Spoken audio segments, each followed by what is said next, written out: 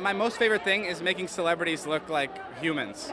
And like I feel like that's so important for people to see, like how normal people are. And I'm really glad that that came off in the video.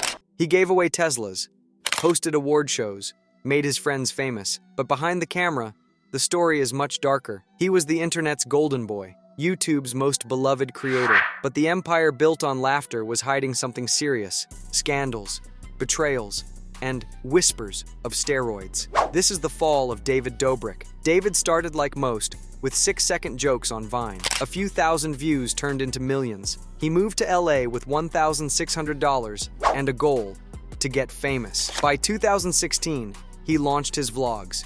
Silly jokes, quick cuts, real friends acting wild. Nothing fancy, but it worked. He built a world, his world, and fans loved it. In just 2 years, he had 10 million YouTube subscribers, a mansion, a podcast, a merch line, and Liza Koshy. They were the internet's power couple. By the end of 2019, David wasn't just a creator. He was a celebrity, hosting award shows, starring in movies, and launching startups. He was YouTube's 5th most viewed creator. And on TikTok, a monster hit with 24 million followers in less than a year. Everything he touched went viral.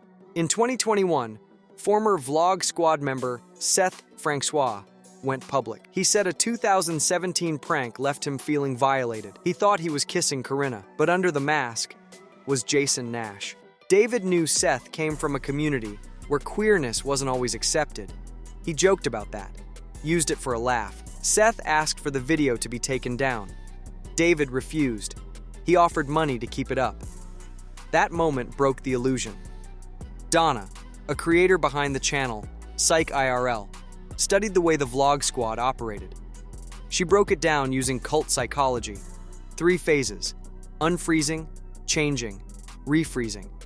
Most members were exhausted, broke, hungry for a break, and David gave them one. But it came with a price: stunts that crossed the line, constant humiliation, always performing. Jason Nash was one of the clearest examples. A man in his 40s, willing to do whatever David asked, just to stay in the circle. His reward? A podcast. But even then, he wasn't treated like an equal. He sat on the couch while David ran the show. Always the punchline, never the lead. When Jason started dating Trisha Paytas, David turned it into content. He'd sneak into their rooms, film intimate moments. Trisha asked for boundaries. He ignored them. Eventually, David pressured Jason to break it off. Trisha was too outspoken, and the group couldn't afford anyone making David look bad. Former members say that's how it worked. Speak up, and you're out. In 2021, a new allegation surfaced. A woman, known publicly as Hannah, said she was assaulted by Vlog Squad member Dom Zaglatis during a shoot back in 2018.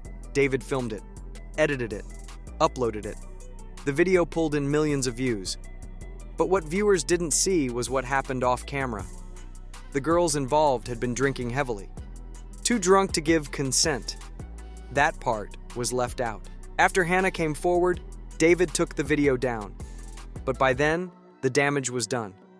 Sponsors dropped him. YouTube cut monetization. Dispo removed him from the board. This wasn't drama anymore. This was serious. Just a few months later, another video changed everything. Jeff Wittek released footage of the accident that nearly cost him his eye. It happened during a stunt David set up, swinging Jeff from an excavator over a lake. The machine jerked. Jeff crashed into the steel arm. He fractured his skull, needed surgery, spent months in recovery. He said David barely reached out and never took accountability. In 2023, a new conversation started gaining traction. Was David Dobrik using steroids? Fans pointed to his sudden transformation. Broader shoulders, visible veins, and muscle definition that seemed to come out of nowhere. Fitness, YouTubers broke it down frame by frame, side by sides, body fat estimates. They said the timeline didn't make sense without help. David addressed it on his podcast, said he was working out, eating clean, and staying disciplined. No PEDs, no shortcuts. But in 2025, the rumors haven't gone away. They've grown louder. Reddit threads track monthly changes in his physique. TikTok creators zoom in on photos, breaking down his jawline, skin texture, vascularity. Classic signs, they say.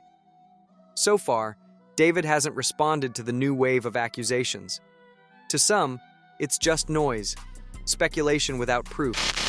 But for others, it fits a pattern. Control the image, rewrite the story, never break character. David released 2 apology videos. The first was short, just 3 minutes long, with comments turned off and little to say beyond a basic acknowledgement. The second came later and was more emotional, more reflective. But by then, most viewers had already made up their minds. The damage was done. And that breaks my heart knowing that I was doing all this stuff and I was making all this content while there was people that were still really hurt by what I made. The vlog squad had scattered. David's uploads slowed to a crawl, and the fan base completely split. David Dobrik built an empire, but along the way, people got hurt. And no matter how many Teslas he gave away, he may never drive away from what he left behind.